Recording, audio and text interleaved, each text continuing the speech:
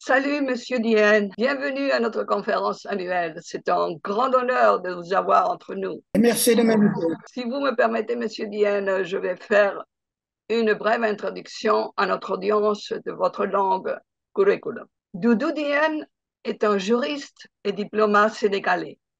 Entre 2002 et 2008, Monsieur Dienne a été rapporteur spécial sur la discrimination raciale, la xénophobie et l'intolérance aux Nations Unies. En 2007, il a été désigné par le président de la France, M. François Hollande, membre du conseil d'administration de la Fondation pour la mémoire de l'esclavage.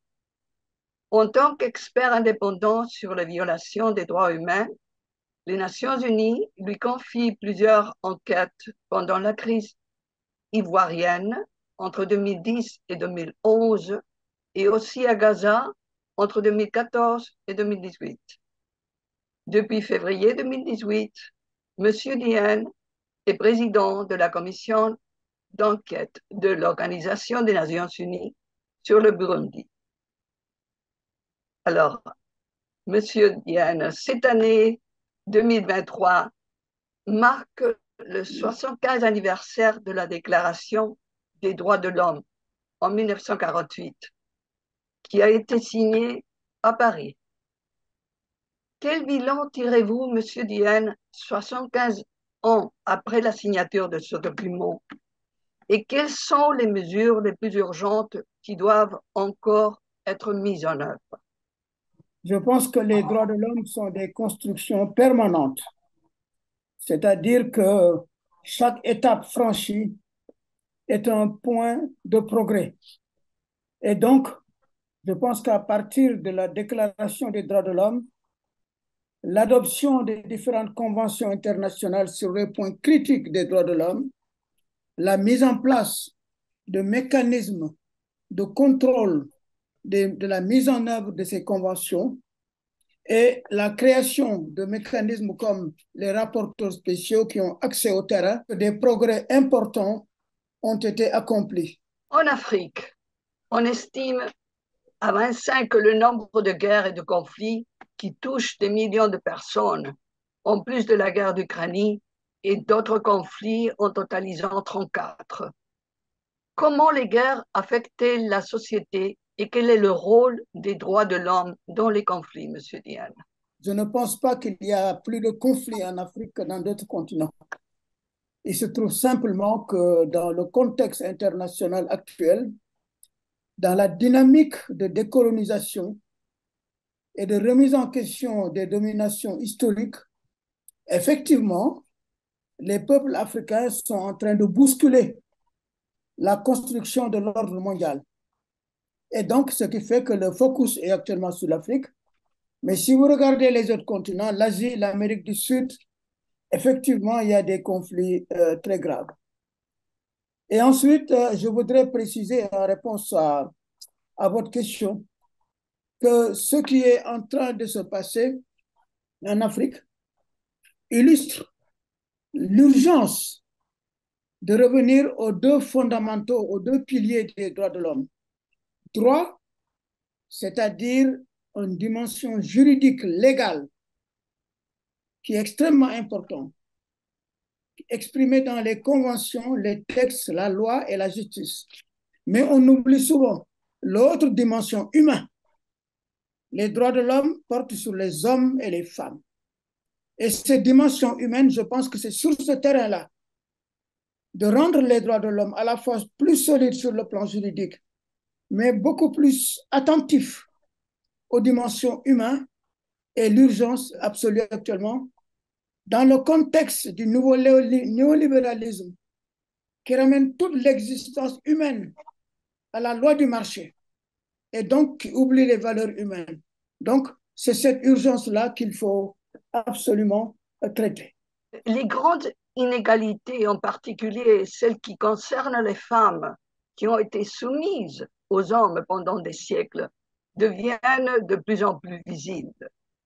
Quel est le rôle de l'éducation, la société et les États pour mettre fin à cette situation, Monsieur Diane?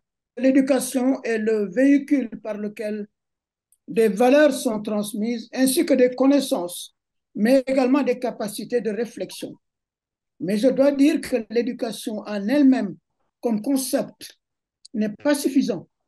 Les pays qui ont violé les droits de l'homme de la manière la plus brutale récemment, l'Afrique du Sud avec l'apartheid, le nazisme avec l'Holocauste et les camps de concentration, étaient des pays éduqués. Il y avait l'éducation. Donc, il faut qualifier l'éducation. Il faut parler d'éducation aux droits humains, l'éducation aux valeurs humaines. C'est ce point de valeur de l'éducation qui n'est plus seulement un savoir, mais également une éthique qu'il va falloir promouvoir. Comment le changement climatique affecte-t-il les droits de l'homme, Monsieur Diane? La nature et l'environnement sont des parties intrinsèques et fondamentales de la dimension humaine des droits de l'homme. Parce que ce sont les hommes et les femmes, les humains, qui sont d'abord affectés par les changements climatiques et environnementaux. Ce qui signifie que la question environnementale ne doit pas être détachée de la question sociale et humaine. C'est-à-dire qu'il ne faut pas traiter l'environnement sur une base seulement technique de sauvetage et de prévention et de chiffres, mais également toujours revenir à l'humain.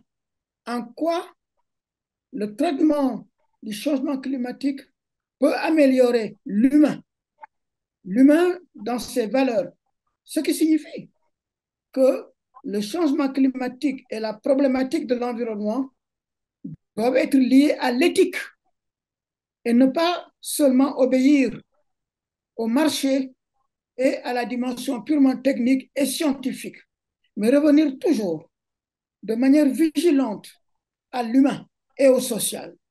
Donc, et c'est ce saut quantique, cette articulation entre l'humanité, la nature et la culture, la nature et l'humain, qui est en train d'être oublié de plus en plus à cause de la dimension fondamentalement radicale du néolibéralisme, qui littéralement n'inclut pas cette articulation entre l'humain et la nature, la nature et la culture.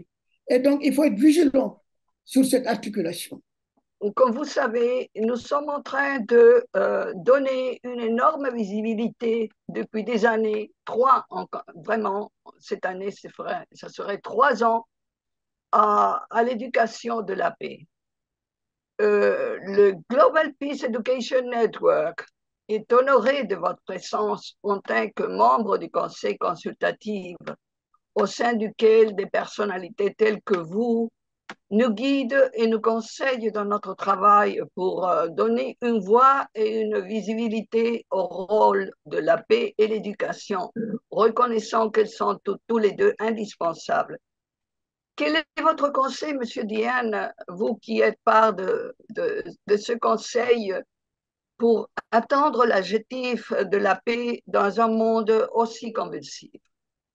Je crois que vous avez ouvert une piste extrêmement importante et vous avez raison de vous concentrer sur cette piste. Et elle rejoint la prise de conscience qui est en train d'être faite. J'ai été, par exemple, nommé par la directrice générale de l'UNESCO il y a quelques mois pour faire partie d'un groupe d'experts pour la révision de la recommandation de 74 pour l'éducation pour la paix, la compréhension internationale et la compréhension entre les différents peuples. Et ce groupe d'experts, nous avons rédigé, après plusieurs mois de débats de fond, un nouveau projet de recommandation qui est un document absolument central qui va être soumis à la conférence générale de l'UNESCO.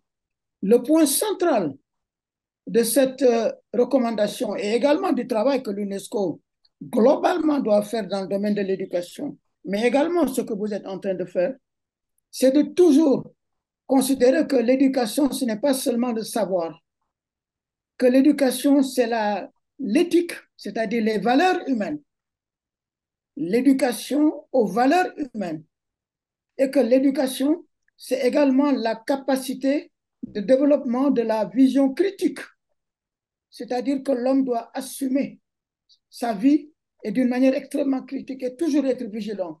Parce que n'oubliez pas, la puissance fondamentale du néolibéralisme et du marché, qui littéralement fait que, par exemple, actuellement, nous sommes dans une dimension de contrôle de la pensée, et littéralement extrêmement dangereuse, parce que la production de la pensée, c'est-à-dire les écoles, les universités, les lieux d'enseignement, sont de plus en plus en train d'être privatisés et d'obéir à la loi du marché. Les lieux où la pensée est mise en package, en forme, c'est-à-dire les maisons d'édition, sont actuellement de plus en plus contrôlées par les pouvoirs financiers et économiques. Les lieux où cette pensée est diffusée, c'est-à-dire les médias, les journaux, la télévision, sont de plus en plus contrôlés par les forces du marché et les forces financières. Ce qui veut dire qu'il faut être extrêmement vigilante au contexte et absolument résister à la force du marché qui déshumanise. Et dans le marché, les valeurs humaines ne constituent pas des valeurs, ne constituent pas des outils importants ou intéressants pour le marché. Et c'est la raison pour laquelle le travail que vous faites et le travail que l'UNESCO va faire maintenant avec la révision de cette recommandation sont extrêmement importants, mais ça demande une vigilance parce que nous avons affaire à un système idéologique extrêmement puissant qui littéralement contrôle à la fois notre pensée, notre comportement, notre culture et notre manière d'être. Et littéralement fait de nous ce que j'appelle des zombies, c'est-à-dire des créatures qui ont une dimension humaine, mais qui littéralement, à l'intérieur, sont déshumanisées.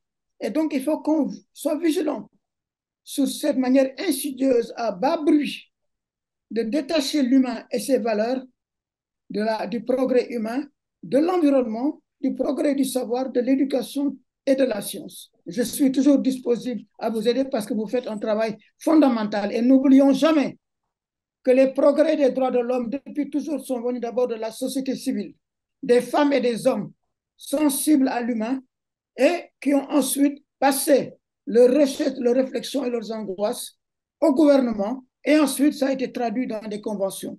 Mais ça vient toujours d'hommes et de femmes qui, dans la solitude souvent et dans le manque de moyens, sont extrêmement sensibles à l'humain et combattent pour ça. Et donc, c'est pour ça que je vous accompagne et je fais partie de cela.